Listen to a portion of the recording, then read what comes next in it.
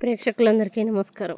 కుంభరాశి వారికి 2025 ఆగస్టు 8 శుక్రవారం రోజున గోచార రీత్యా ఎటువంటి శుభ అశుభ ఫలితాలు కలగబోతున్నా, ఇంకా మీరు ఎలాంటి పరిహారాలు చేయాలి అనే విషయాలను తెలుసుకోబోయే ముందు, మీరు ఏమైనా సమస్యలతో బాధపడుతుంటే వాటి పరిష్కారం కోసం మీరు మా గురువుగారి నెంబర్కి కాల్ చేసి మీ సమస్యలకి తగిన పరిష్కారం పొందండి. ఖచ్చితంగా మీ సమస్య పరిష్కారం అవుతుంది. ఇక పూర్తి వివరాల్లోకి వెళ్తే, ద్వాదశ స్థానంలో సంచరిస్తున్న చంద్రుని ప్రభావం వల్ల అనేక వ్యవహారాల్లో జాగ్రత్తగా ఉండాలి.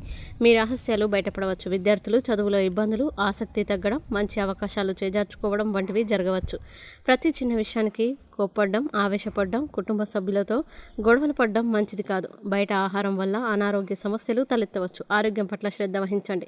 ఎలక్ట్రికల్, ఎలక్ట్రానిక్స్, విద్యుత్ వాహనాలకి సంబంధించిన వ్యాపారస్తులకి లాభాలు కనబడుతున్నాయి.